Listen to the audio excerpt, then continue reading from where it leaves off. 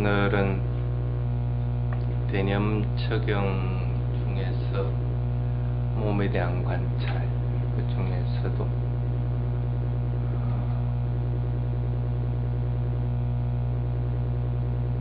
죽고 나서 몸이 변해가는 성질에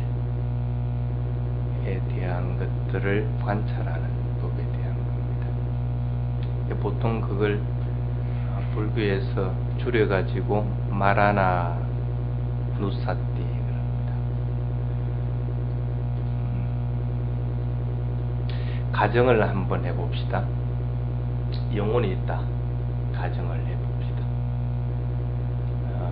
그래서 영혼이 죽지 않고 불멸한다. 그래서 죽은 인간이 죽고 나서 그 영혼이 살아서 존재했다가 새로운 존재에게 옮겨가는 것을 가정을 해보면, 언제 그러면 영혼이 옮겨갈까? 인간으로 옮겨갔다고 예를 칩시다. 사람이 임신하는 순간에 영혼이 옮겨가는 건가?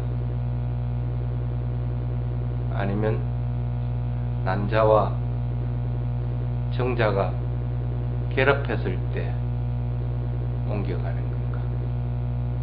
아니면 부모들이 아이를 갖고자 하는 마음을 갖게 됐을 때 옮겨가는 건가? 아니면 의학적으로 얘기하면 인간으로서 인정을 받는 게 보통 임신하고 나서 한 4개월 지나서라고 얘기합니다. 그럼 그 4개월 때 영혼이 옮겨가는 건가? 아니면 인간이 태어날 때 영혼이 옮겨가는 건가? 어떤 게 맞는 거라? 또 예를 들면 인간이 죽고 나서 언제 영혼은 빠져나가는 건가? 죽자마자 빠져나가는 거라? 그렇지 않으면 죽음하고는 관계없이 심장이 탁 정지했을 때 빠져나가는 거라? 아니면 심장이 정지하고 나서 한참 뒤에 내 활동이 완전히 멈췄을 때 빠져나가는 거지. 아니면 죽고 나서 한참 지나고 나서 세포들이 더 이상 이제 생성이 안 되고 다 세포들이 죽게 됐을 때 영혼이 빠져나가는 건가? 어느 시점에서 빠져나가? 영혼이 두 번 빠져나갈 수는 없는 거 아니라.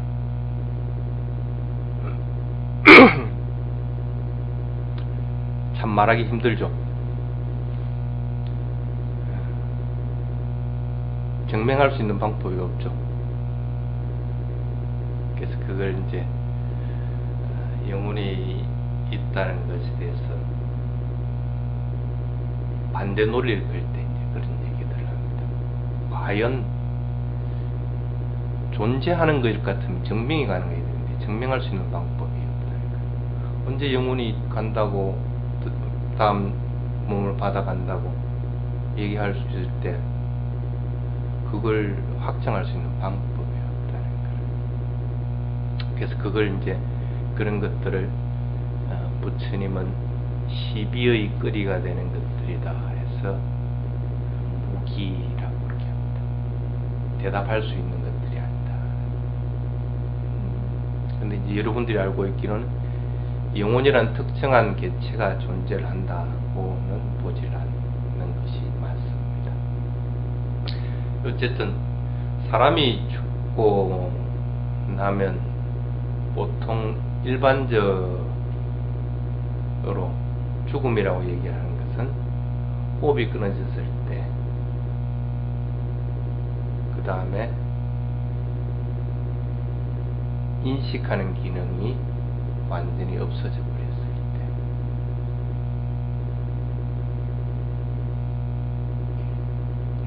또 느끼지 못하게 됐을 때, 이런 것들을 가지고 죽음이다 하고 얘기를 합니다. 쉽게 예를 들면 감정이 없어져 버리는 상태가 되는 걸 죽음이라고 얘기합니다. 여러분들은 죽습니까? 안 죽습니까? 죽죠. 언제가 될지 몰라도 언젠가는 죽습니다. 그래서 모든 존재들은 죽음을 맞을 수밖에 없습니다. 그래서 살아있는 존재들은, 모든 것들은 죽음을 맞을 수밖에 없고, 살아있는 생명은 누구든지 어느 것이든지 무상하다 얘기합니다. 그것뿐 아니라 나도 확실히 죽을 것이다 하고 이제 알고 있습니다. 그리고 이 생명은 나의 생명이든 다른 사람의 생명이든 죽음으로써 끝이 난다. 죽고 나서 다음 생을 받는 것은 다른 존재인 것이지 하고는 별개이기 때문에 죽음으로 끝이 난다. 이 생명은 그렇게 얘기합니다. 그래서 그런 것들을 해상하면서 죽음 하고 대내에서 그것을 사유를 하게 됩니다. 보통 수행하는 사람들이 많이 쓰는 방법이 그런 방법입니다. 그런데 그렇게 하다가 보니까, 막연하게 이렇게 하다 보니까 문제점이 뭐냐면 세 가지 보통 문제가 생겨납니다. 내가 죽는다는 생각을 잘 일으키지 못한다는 것. 여러분들이 죽는다는 생각 일으킵니까? 잘 못 일으키죠.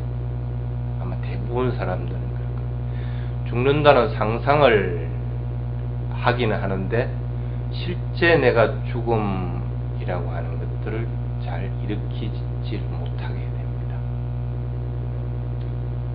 그 다음에 두 번째 문제점이 뭐냐면 죽음 하면서 그것을 사유를 하면서 생기는 것이 죽음을 관찰하면서 일어나는 생각입니다.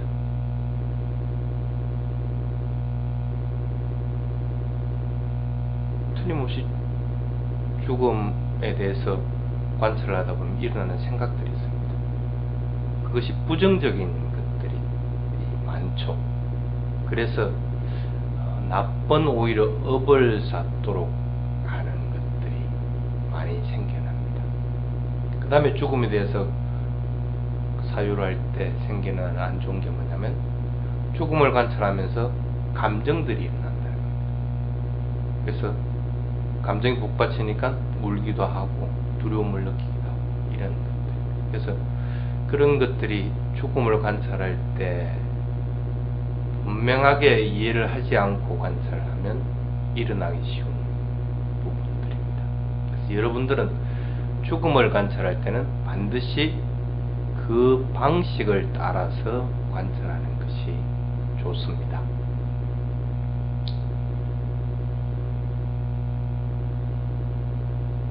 부처님이 출가하기 전에 부왕인 수토다나 왕이 이 왕자에게 죽음에 대한 것을 안 보여주려고 무던하게 노력을 했습니다.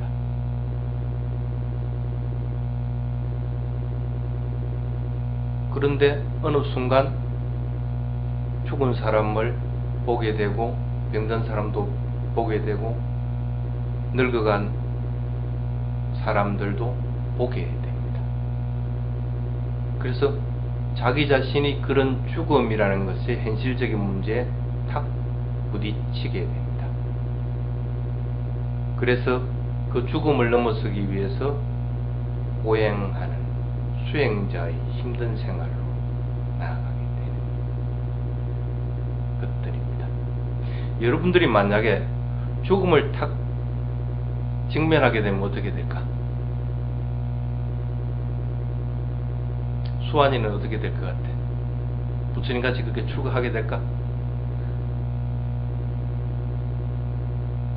아니면 그냥 탁 죽어버릴 거야? 어떻게 할 것 같아? 안 그러면 열심히 더 수행해야 되겠다는 생각이 일어날까?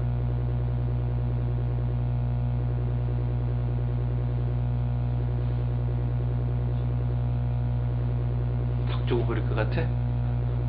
큰일 났네. 그럼 너는 이 시간에 여 듣지 마. 저 방에가 말하는 옷을 때려다가 탁 죽어버리면은 그거 어떡하냐? 그건 내가 간접적인 살인을 하게 되잖아. 넌 듣지 말고 저기 내 방 가 있어라. 적어도 더욱더 살아야 될 때 수행해야 되겠다는 생각을 일으키게 되는데, 그러지 못하면 큰일인데. 그리고 또 하나 일으키게 되는 것들이 뭐냐면, 상가 죽음은 동질의 양면과 같다는 생각을 일으키게 됩니다. 열심히 사는 것이 죽음을 피하는 길이고, 살아가는 것 자체에서 죽음을 피할 수 있는 방법은 없다는 사실을 알게 됩니다. 보통 머리에 뇌세포들이 끊임없이 생성되고 소멸되고 한다고 그러죠. 과학적으로 엄밀하게 얘기할 것 같으면 생성되는 것은 없습니다. 소멸만 있을 뿐입니다. 분열해가지고 새로운 것이 만들어진더라 하더라도 이미 분열되어 버리면 그거는 앞에 거하고는 관계없는 것이 되어버립니다. 새로운 개체들이 끊임없이 생겨나는 것이지, 그걸 우리는 보통 그걸 이제 세포 분열이라고 그렇게 얘기합니다. 근데 엄밀하게 볼 것 같으면 새로운 생명입니다. 죽음만 있는 것 뿐입니다. 계속적인 죽음만 있을 뿐입니다. 여러분들도 마찬가지입니다. 끊임없이 죽음만 있는 것 뿐입니다. 그 죽음으로 인해서 새로운 생명으로 태어나는 것이지, 그건 새로운 생명은 내하고는 전혀 관계가 없는 것들이에요. 호흡도 마찬가지입니다. 들이쉬는 호흡이 있으면 내쉬게 되어 있습니다. 그럼 그 다음에 다시 들이쉬는 호흡은 앞에 들이쉬는 호흡하고는 전혀 관계가 없는 겁니다. 성질 자체가 틀린 겁니다. 똑같이 들이쉬는 것이 아닙니다. 조건도 틀렸고, 그 다음에 길이도 틀렸고, 어떤 경우든지 똑같은 경우는 하나도 없습니다. 다만 연결고리만 있다는 것 뿐인 것이지 각각 다 틀린 겁니다. 그래서 우리는 숨을 쉬는 것 자체도 사실은 막 쉴 때마다 죽는 겁니다. 죽음을 우리 앞에 두고 있는데도 실제로는 그걸 인식을 안 하려고 하고 받아들이지 않으려고 하는 것뿐입니다. 빠따짜라라고 하는 분, 또 자신의 가족들, 특히 어린아이가 죽은 것을 받아들이지 않으려고 한 겁니다. 계속 거부하게 되니까 어떻게 돼요? 그런 것들이 더욱더 커져버리게 됩니다. 그러니까 죽음은 어쩔 수 없이 받아들여야 되는데도 받아들이지 않을 것 같으면 죽음에 대한 두려움은 오히려 더 커지게 되고, 죽음을 더욱더 피하려고 하게끔 되는 겁니다. 그래서 고통이 더욱더 정장만 되는 것 뿐이죠.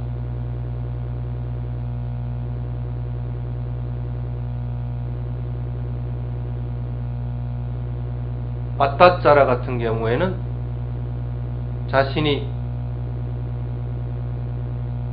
강물에다가 발을 담가가지고 발을 씻다가 물이 흘러가는 걸 보고, 아, 이렇게 항상 변하는 거구나, 머물러 있는 것이 없구나 하는 걸 갖다 그대로 받아들이게 됩니다. 그러니까 당연히 태어났으면 죽게 돼 있다는 것 갖다가 받아들이게 됩니다. 무상한 성질을 가지고 있는 것과 자기 자신의 마음이 조화를 이루게 돼요. 그 전에는 받아들이지 않았으니까 그 조화를 이루지 않으려고 했거든. 부정하려고 했거든. 여러분들도 마찬가지입니다. 그러한 성질들을 받아들이기만 할 것 같으면 깨달음을 이룰 수 있는 그런 근거들이 되는 것들입니다. 그래서 죽음에 대해서 바르게 사유하라 하고 얘기합니다. 그래야만이 죽음의 공포들을 갖다가 약화시킬 수가 있다.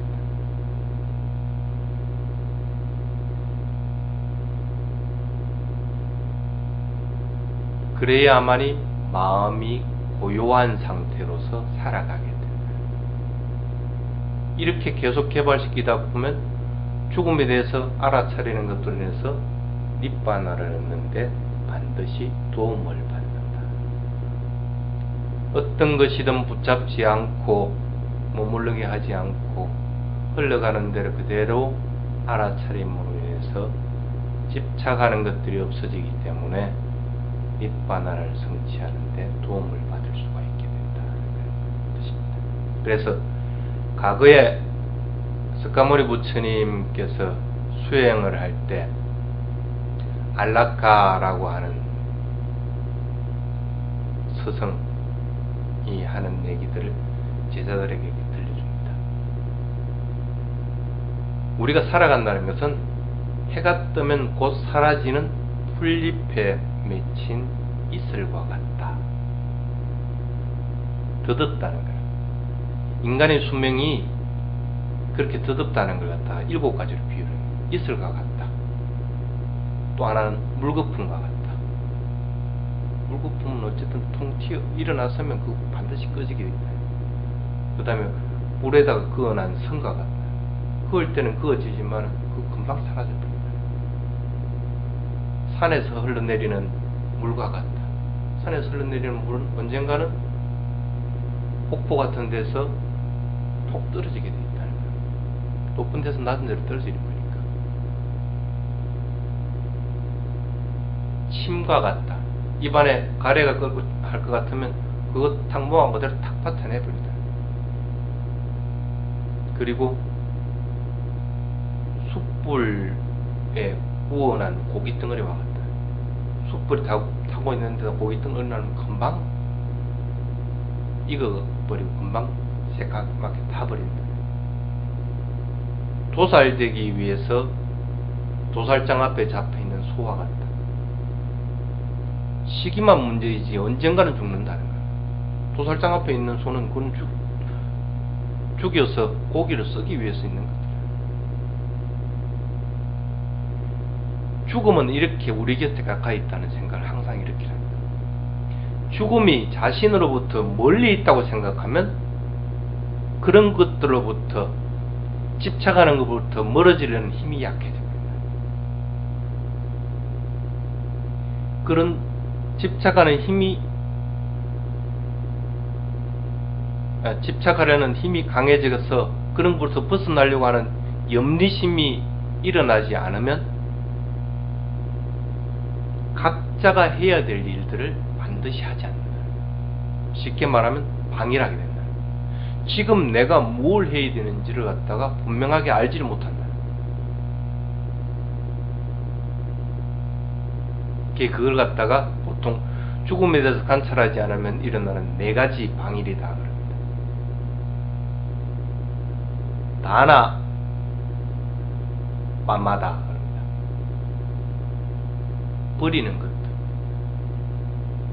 버리는 것들을 갖다가 방일하게 된다. 뭔가를 자꾸 모으려고 하고 집착하려고 하지 그것을 놓아버릴 줄은 모른다는 거야. 그 다음에 신라 개에 대해서 방일하게 된다. 자기 자신을 지켜줄 수 있는 것이 개인데 자기 자신을 지켜주는 것들로부터 방일하게 된다. 수하는 일들, 몸과 말로부터 자기 자신을 지켜주는 일로부터 자꾸 게으름 피우게 된다. 그 다음에 사마타에 대해서 방일하게 된다. 사마타는 보통 집중하는 거예요. 아, 내가 이 부부를 만나서 얼마나 소중한가 하는 마음을 일으키게 되고, 참 부처님이라는 분이 참 잘 가신 분이구나, 그 길 따라가야 되겠다는 마음을 일으킨 것도 잘 안 되는 거고, 내가 마음에서 항상 자비의 마음을 가져야 되겠다 하면서 잘 수행하는 것들도 게으르게 돼요.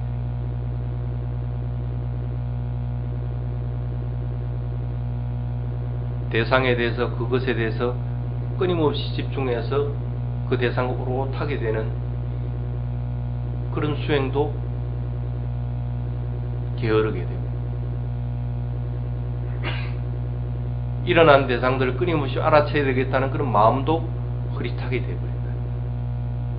그것이 집중의 힘이 약해져 버린다.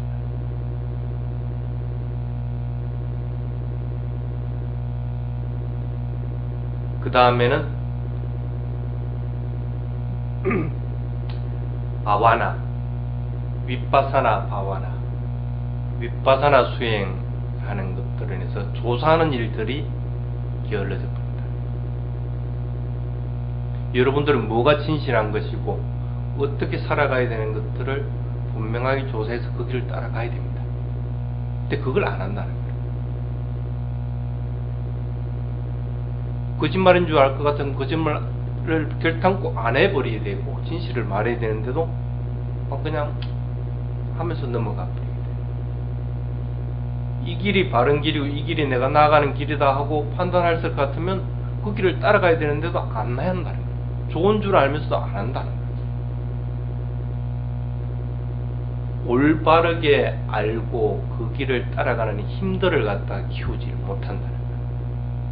이걸 갖다가 죽음에 대해서 관찰하는 것이 명확하게 확립되지 않으면 일어나는 4가지 방일이다 하고 얘기를 합니다. 그래서 부처님은 죽음을 앞둔 자들 모두 답니다. 죽음을 앞두지 않는 자는 없습니다. 죽음을 앞둔 자는 반드시 2가지를 해야 된다 이렇게 얘기합니다. 첫 번째가 뭐냐면 바른 일들을 몸소 실천하는 것. 까따빵 꾸살랑 그럽니다. 내가 지금 뭘 해야 되는가? 어떤 것이 바른 것이고 어떤 것이 선한 일들을 일어나게끔 하는가? 그 선한 일들을 결단코 실천해야 됩니다. 그 다음에 2번째가 짜리따빵 브라마짜리양 그럽니다. 선한 일만 실천하는 것만으로서 끝이지 말고 수행하는 것. 수행하는 것들을 실천하지 않으면 안 된다. 성스러운 길로 인도하는 방법인데 그 길을 따라가려고 하지 않으면 안 된다. 그래서 죽음을 앞둔 자는 누구든지 이 2가지를 반드시 해야 된다 하고 얘기를 합니다. 그만큼 죽음에 대해서 우리는 분명하게 알아야 됩니다.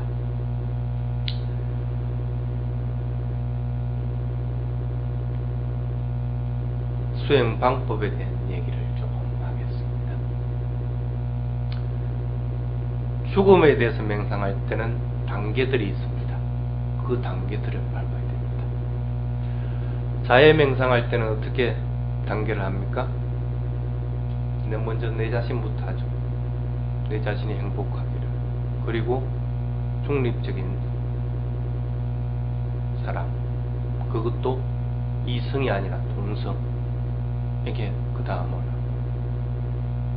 다음에는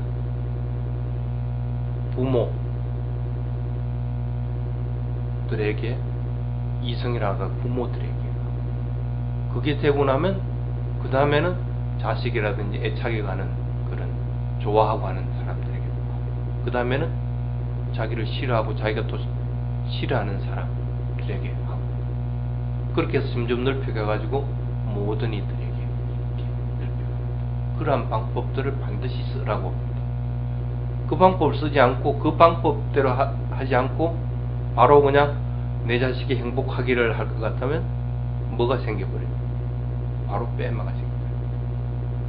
내 자식에 대한 애정이 강해집니다. 그런 애정이 자애로 넘어가지 못한다는 거예요. 마찬가지로 죽음에 대해서 수행하는 것도 똑같이 그 길들이 있습니다. 첫 번째가 먼저 죽음에 대해서 사유를 하라. 그게 첫 번째입니다. 누구든지 죽는다는 생각입니다. 잘난 사람이든 못난 사람이든 대통령이든 아니면 그렁뱅이든 누구든지 죽음의 과정을 벗어날 수 있는 방법은 없다. 죽음에 대해서 자꾸 사유를 해야 됩니다.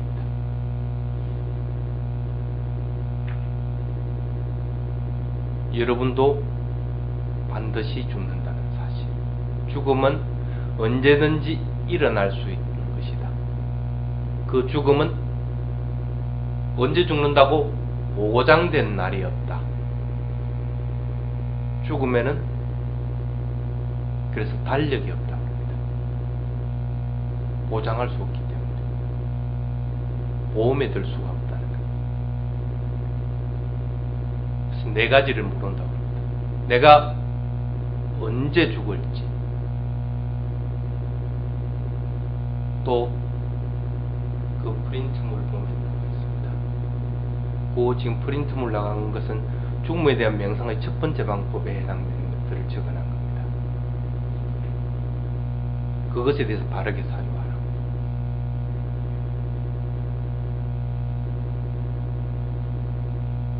언제 죽을지도 모르고 어떻게 죽을지도 모른다. 병이 들어서 죽을지, 아니면 나이가 들어서 죽을지, 급작스럽게 죽을지, 어떻게 죽을지도 모른다는 거예요. 죽고 나서 또한 내 몸이 어떻게 될지는 모른다는 거예요. 영혼이 있고 없고를 떠나가지고 죽고 나서 지 몸이 어떻게 되는지를 어떻게 알아. 화장장 그 뜨거운 데 가서 달구질지 아니면 산소에 묻힐지 그거 어떻게 알 거라. 죽고 난 사람이. 또 하나는 죽고 나서 다음 세상 내가 어디로 갈지 나도 모른다는 거예요. 저 천상세계에 태어날지 지옥에 떨어질지 여러분들이 알 수가 있습니까? 모른다는 거예요. 죽음은 반드시 나에게 닥치지만 그런 것들을 모른다는 거라.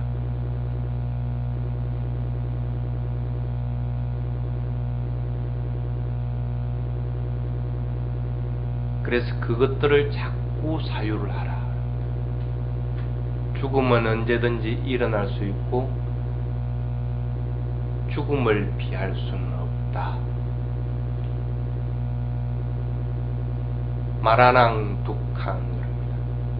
죽음은 그래서 괴로운 것이다. 태어나는 것도 괴롭지만 죽음도 괴로운. 왜? 죽기 싫으니까. 또 여러분만 괴로운 게 아니고 주변 사람들도 다 괴로워. 불교 믿는 사람만 괴롭고 기독교 믿는 사람은 안 괴롭습니까? 그런 것도 없다는 거예요. 그래서 그런 것들을 진리라고 해요.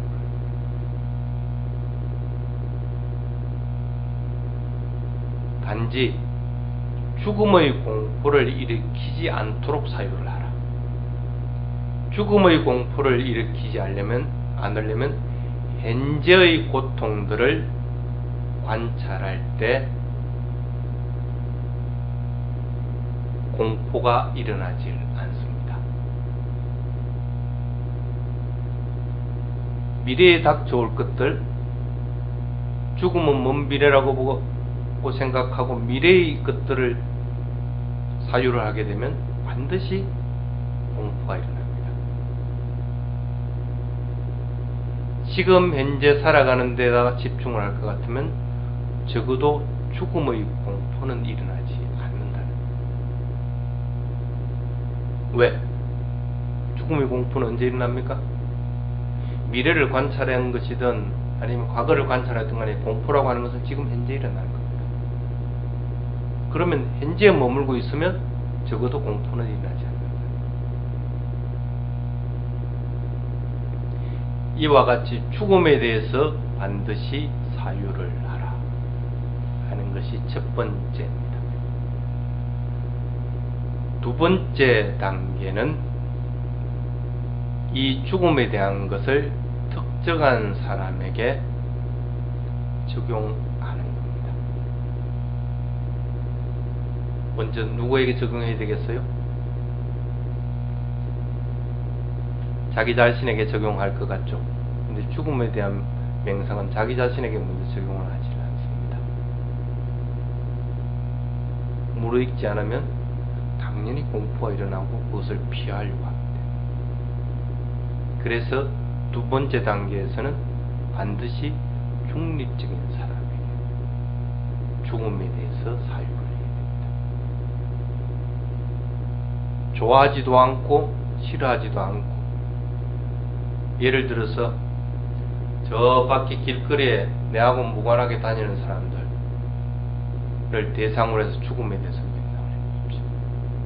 공포심 그렇게 일어납니까? 그렇게 일어나질 않습니다. 단지 저 사람들도 죽음을 맞는다는 사실을 내가 이렇게 알게끔 해요. 죽음으로 벗어날 수 없다는 사실을 일깨워주게 돼요. 그래서 중립적인 사람에게 먼저 죽음에 대해서 적용을 해야 됩니다.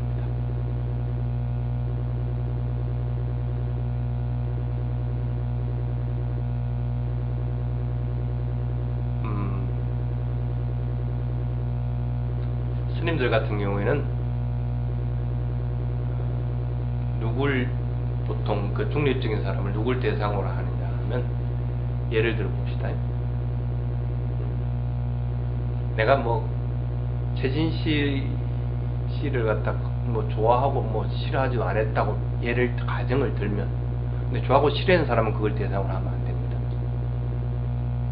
죽고 나서 어떻게 됐어요? 한 줌 빼로서 그렇게 화장당 당해가지고 묻혔습니다. 또 세월이 지나서 그 욕을 누가 발치해가지고 괴로움들도 받게 됩니다. 그러나 지금은 또 그 산소 자체가 이게 뭐 없어질 위기에 처해.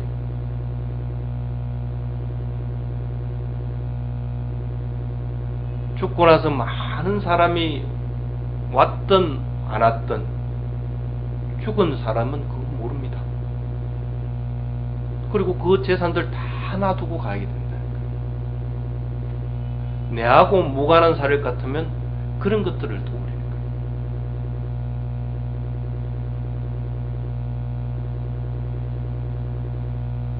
중립적인 사람에게 이와 같은 것들을 떠올림으로 인해서 죽음에 대해서 사유하도록 해야 됩니다. 그 대신에 여러분들은 지금 죽었습니까? 살았습니까? 살아있죠. 삶의 현실에 대해서 분명하게 깨닫게 됩니다. 내가 지금 죽음에 대해서 그 중립적인 사람에게 사유를 함으로 인해서 내가 지금 어떻게 살아야 되는가를 갖다가 분명하게 일깨워주게 됩니다.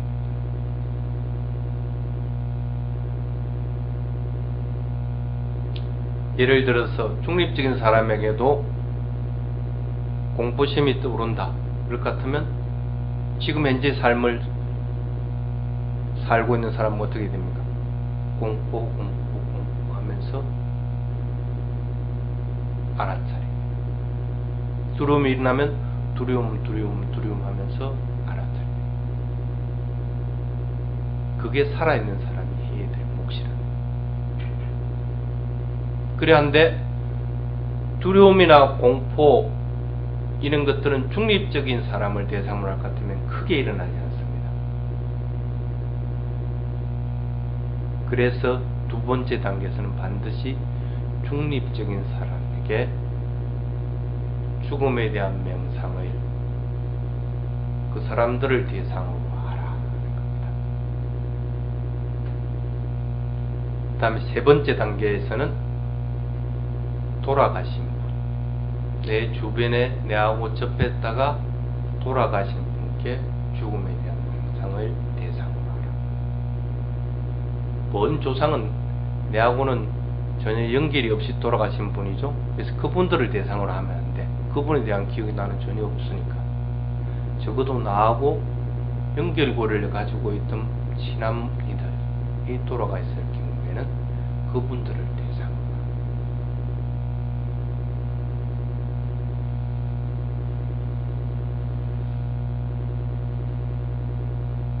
예를 들어 봅시다. 스님 같은 경우에는 모친이 돌아가 있습니다. 그 모친에 대해서 내가 죽음에 대해서 명상합니다.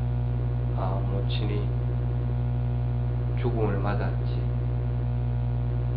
살아갈 때 어떤 좋은 일들을 했구나. 아, 나도 그렇게 따라가야 되겠다. 어떤 것들을 나쁜 일들을 했구나. 그런 것들 내가 하지 말아야 되겠다. 그런 마음들을 일으키게 된다. 죽은 이들에게 대해서 죽음을 맹상하면서 얻는 이익들이 그런 것들입니다. 내가 지금 해야 될 일과 하지 말아야 될 일이 뭔지를 분명하게 일깨워 주게 됩니다. 그 다음에 네 번째는 이제는 여러분 자신에게 적용을 해야 됩니다. 내가 죽었다.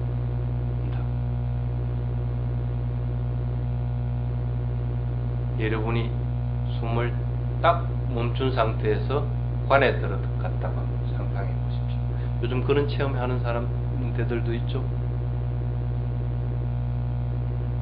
어떤 생각이 일어날까? 대부분 그 사람들은 그 관에서 놓고 나면 뭐라고 하는지 아세요? 아이, 잘 살아야 되겠다. 열심히 잘 살아야 되겠다 하고 마음을 먹는다. 여러분도 한번 해볼까? 안 가져와서 못질 해가지고 꼭 그렇게 하지 않더라도 어두운 방 안에 앉아서 자신이 숨이 끊어져서 죽음을 맞은 상황을 보십시오. 자기가 아직 못하고 죽었을 때 남아있는 가족들에게 피해 입히는 것이 없는지, 또 그 사람들이 나를 떠올릴 때 좋은 것을 떠올리는지, 참 많은 생각들이 일어날 거라.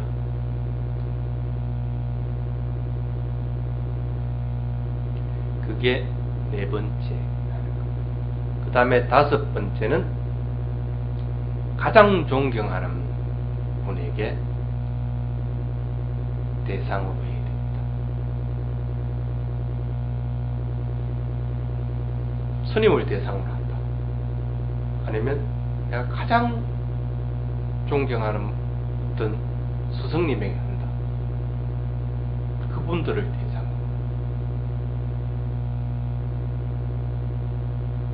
가끔씩 이런 과정을 겪지 않고 죽음에 대해서 맹상을 할 것 같으면 가장 좋아하고 가장 사랑하고 가장 존경하는 사람을 대상으로 할 것 같으면 그분만이 최고라고 생각합니다. 다른 스승들은 다 틀리다고 합니다. 마하시계통에서 수행해서 마하식 스님에 대해서 떠올리고 하는 사람들은 술룬 스님, 아니면 아찬차 방법 다 틀렸다고 합니다. 또 아찬차 스님 방법을 할 것 같으면 또 다른 것도 다 틀렸다고 합니다. 그게 왜 그러냐면 이런 계통들을 밟아오지 않았어요. 순차적으로 마음이 어떤 대상이든 죽음을 맞을 수밖에 없다는 생각을 일으킨 상태에서 존경하는 마음이 일어나야 되는데 그렇지 않겠다. 그래서 맨 마지막에 가장 자신이 좋아하고 사랑하고 존경하는 대상에게 해야 되는 거예요. 이런 5가지 방법을 통해서 반드시 죽음에 대한 맹상을 반복해야 됩니다. 첫 번째가 뭐라고요? 죽음이 어떤 것이 있는가 하는 걸 갖다 반드시 사유하라. 그거는 여러분들 프린트물 거의 15페이지로 내준 프린트물 있습니다. 그걸 가지고 죽음에 대해서 분명하게 인식을 해야 됩니다. 두 번째는 어떻게 한다고요?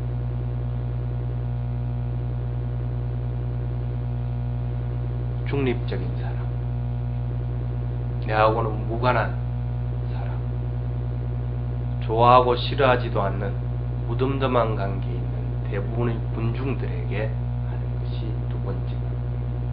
세 번째는 나와 가깝게 지냈다가 돌아가신 분. 네 번째는 자기 자신. 다섯 번째는 내가 좋아하고 존경하는 대상. 그런 순차적인 방법으로 마라나누사티를 반드시 해야 됩니다.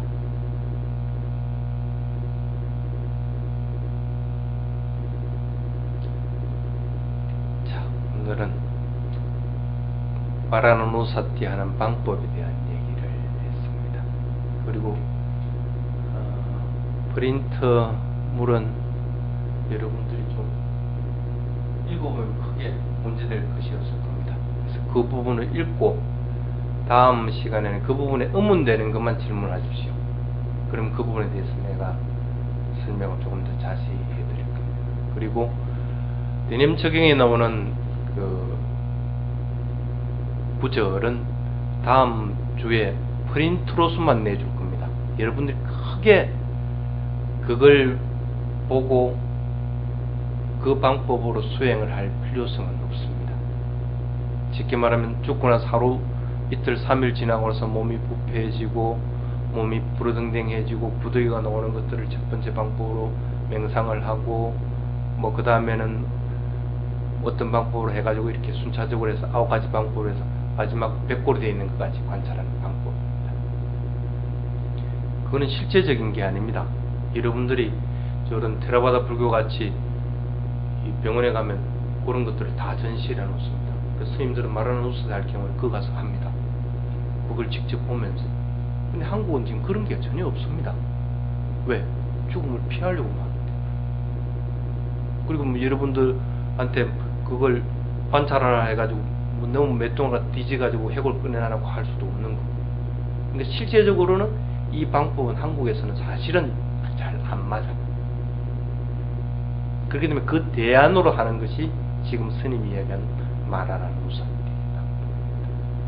그래서 그것은 대님 적용에 있는 거니까 어쨌든 프린트는 해드릴 테니까 빨리 문법을 참조만 하도록 하고, 대신에 다음 시간에는 이 말하는 우사띠 방법에 대한 걸 조금 더 구체적인 방법으로서 얘기를 하도록 하겠습니다. 질문 있는 사람 질문하십시오. 예, 하십시오.